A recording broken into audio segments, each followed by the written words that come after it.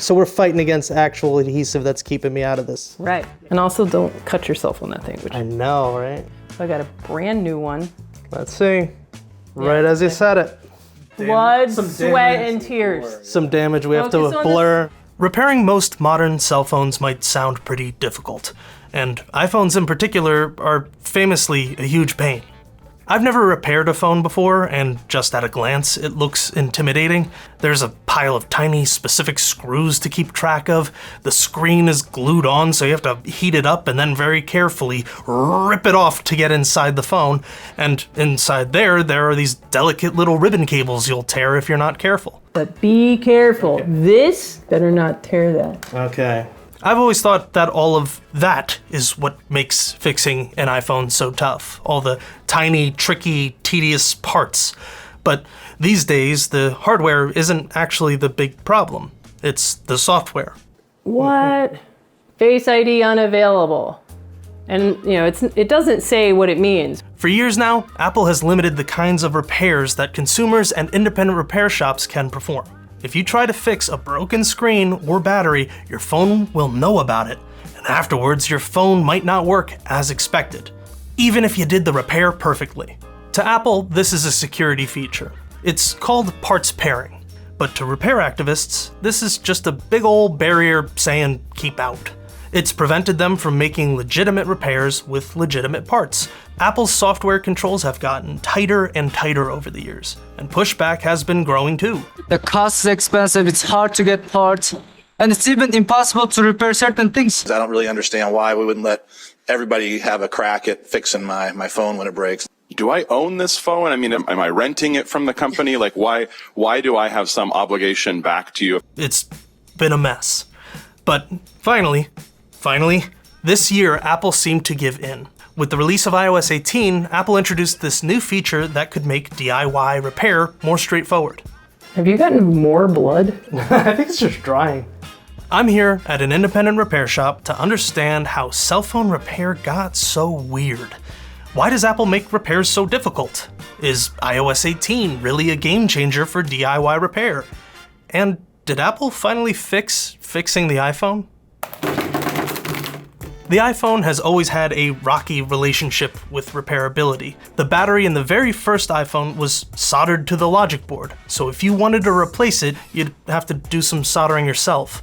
Fast forward to the iPhones 10 through 13, where if you wanted to replace the back glass, as you can see in this video repair guide from Rehab Technologies, you need to zap the glue away with a literal laser and then pick out all the shards of glass manually. This looks like an absolute pain in the ass, and I don't envy anyone who has to do it. But year over year, some iPhone repairs have gotten easier. Every generation that you look at has been increasing in modularity. Components are being separated from larger components. Shahram Mokhtari is a teardown technician at the website iFixit. They publish repair guides and they grade devices based on their repairability. iFixit gave that very first iPhone a 2 out of 10 for repairability. But as phones have gotten more modular, the scores have hovered around a more respectable 6 or 7. Speaker is not working, no problem. Just undo a couple of screws or, replace that component, get a good component and place it in the device. Same with the ports, the cameras. All of these items have become incredibly modular. All of this increases repairability. There have been some newer wins too. You can open more recent iPhones from the front or back of the device, so you don't need to dig down through every part just to get to the thing that's broken. But as the hardware has trended in a somewhat repair-friendly direction, the software has done the opposite.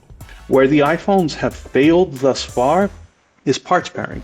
Parts pairing is a way that manufacturers like Apple can keep track of not just the phones that they sell, but the individual parts inside those phones. Each paired part has a serial number that's tied to the phone's logic board, so the phone knows when an individual part's been replaced. That wouldn't be a problem on its own, but Apple went a step further. For years, if you tried to do a repair outside of going to Apple's authorized channels, your phone might block you from using certain features. If you put in a fresh battery, you would lose the battery health feature. If you swapped in a new display, you'd lose True Tone. If you replaced this bundle of sensors, Face ID wouldn't work for you. You'd also get stuck with these annoying error messages that wouldn't go away. It didn't matter if these were genuine Apple parts.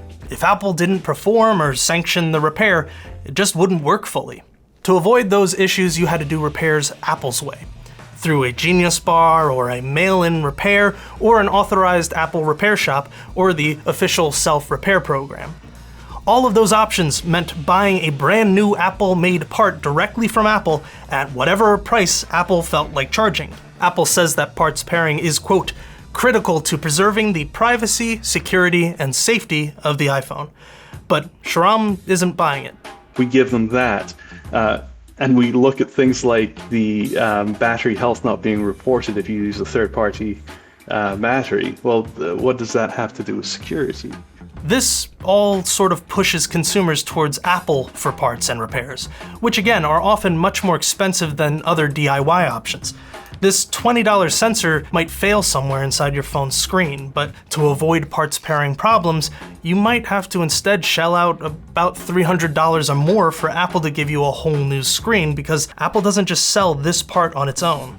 What's worse is year over year, the number of paired parts in iPhones has steadily been increasing. It's made things a lot harder for independent repair shops, and it's given Apple products a pretty bad reputation. So physically, iPhones, incredibly repairable. Practically speaking, because of those artificial software blocks that are put in place, they have become an unrepairable mess. But that all may be changing. iOS 18 shipped with a new tool called the Repair Assistant, which, on paper, puts an end to these parts pairing problems. All of a sudden, you should now be able to take any genuine Apple part, new or used, and pop it into your phone. You'll boot your phone up, iOS 18 will check the serial number on the new part, sync everything up with your logic board, and you're good to go. But letting anyone use just genuine Apple parts alone is a huge win for repairability. There's just a ton of these parts floating around out there in used phones. Is Apple doing this out of the goodness of their hearts? People fighting for the right to repair have directed a lot of their criticism at parts pairing for years, and at Apple in particular. There are now laws on the books in multiple states that prohibit companies from using parts pairing to inhibit repairs or replacement parts. They actually use the words parts pairing in some of these laws. And you know a situation is getting out of hand when lawmakers are learning about something this specific. So this is still a big deal, if it works as it says it does. To find out, I reached out to Jessa Jones at a repair shop called iPad Rehab in New York. Jessa teaches micro-soldering classes and is a huge proponent of right to repair. I figured she could help me put iOS 18's new features to the test. I also figured since I'm in New York and she's in New York, I can just drive over real quick and it's 6 hours away. 6 hours later, we arrived at iPad Rehab. I'm Jessa from iPad Rehab Microsoldering. Jessa had the perfect phone for us to experiment with. So, what are we looking at to fix these phones? So here's what we have. We have Violet's phone. That's the one that you're going to be fixing. This is an iPhone 12 Pro Max. A customer we're calling Violet sent it in for data recovery. The screen won't turn on, but it still vibrates and gets notifications, so we'll try swapping in a new screen. This is the perfect test of the old and new software. Before iOS 18, doing a screen replacement outside of Apple's official channels would break Face ID and True Tone. With the new Repair Assistant, those features should work as long as the new screen was made by Apple. To test this out, we tried swapping in a different Apple-made screen under iOS 17 before the change. Would you look at that? Oh my gosh! Violet's phone! Oh. Hey. Hey, That's an you're phone. practically Apple certified. And it says Face ID issue detected. As expected, once we swapped screens, we lost Face ID. So this means that right now, this phone is saying, oh, I don't see my flood illuminator, which is part of Face ID. It's over there. I don't see it. It's not plugged in. There's not actually a problem with Face ID. The problem is that the paired serial number it's looking for is over here. It also came with some condescending messages. We've got another message. This can happen if the display is not a genuine Apple part or was installed incorrectly. Hey. Probably was installed incorrectly. Probably by some dude who's never even opened an iPhone. I was supervised. Okay, so now what we're all here for. The big update to iOS 18. Okay, let's go ahead and plug this into a computer and we're gonna update and go to iOS 18. All right, 18.0, download and update. And just to see what happens, we tried installing this non-Apple screen. A new display was detected. It does have a new display. Here we're gonna have to connect to Wi-Fi. Restart and finish repair. Restart and finish repair. Unable to configure.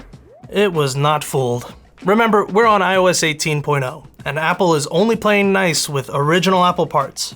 So let's finally get to the real test. A genuine Apple screen installed on iOS 18. So I'm gonna give this over to you and I'm gonna see, try to pair this screen, this OEM Apple screen, and see what happens if you try to pair it. The moment of truth. All right, do it. Restart and finish repair. Sure, cool. Get it up. Let's see what we get. Hooray! Unable to configure. Unable to configure. And again, this is legit. We don't know. All right, well, this should have worked. The screen in our test was definitely made by Apple, but Jessa thought maybe at some point she'd replaced the sensor assembly attached to the display. Jessa found in her own tests that the display and sensor assembly are sold as a set. This creates a really specific, unique problem. If you replace the sensor assembly at any point, the repair assistant won't complete the repair. But these are just guesses. This workflow is super new, and annoyingly, the software won't tell you why the repair failed. That's the only message it'll give us. It won't tell us, you see, actually this part was from a different phone and this, it's not gonna let us know that. We're just stuck in guessing what it might want to change. And we only can figure this stuff out experimentally. Look, we left ready to tell you that this thing didn't work at all. But then I woke up the next morning and I received an email from Jessa saying that eventually, with no changes, the repair assistant worked. She just checked again and suddenly the part paired. Cool. This would have been weird enough on its own, but since we've been working on this video, iOS 18.1 and then iOS 18.2 came out, and it made some changes to the challenges that we previously had with Repair Assistant. We followed up with Jessa about these changes, and we also wanted to know a little bit more about what happened after we left the lab. So when you last left, Violet's screen and the flood illuminator that was together with that screen was not able to pair. So the next morning, I came back to that phone. I didn't do anything different, and I booted it up, and I was able to click finish repair, and guess what? It went through. So Violet's screen did ultimately pair. Since then, Jessa has been able to experiment with the next software iteration, 18.1. Some challenges are still the same, but one of the most notable changes are with aftermarket batteries. Something that's new is if you put in an aftermarket battery. So in the past, aftermarket batteries, when you plug them in, you would lose a function, which is your ability to see your battery health. Now, with 18.1 and 18.2, if I take an aftermarket battery, instead of saying service, now an aftermarket battery behaves like it did in the good old iPhone 5 days. You can still see your relative battery health, which will tell you when it's time to go get a new battery. And it also looks like aftermarket screens are preserving True Tone as well with iOS 18.1. So that's where we're at right now. iOS 18 and its further iterations step in the right direction, but it's gonna take a lot more experimenting from Jessa and iFixit and everyone else to see whether this really is the end of parts pairing woes or more like a fine, I'll do it levels of compliance from Apple. These are indications that Apple is loosening up its repair philosophy, but I asked Jessa if she was happy with these changes. I'm not going to say that I'm happy until you can take something as basic as a rear camera assembly and move it from a device that is an Apple branded device and have that exactly the same and flawless. I think it's very frustrating to hear that there are parts in the 16 that are welded to the housing. That seems pretty intentional when it's never been that way before, and those parts are paired. So you win some, you lose some. That's what it feels like.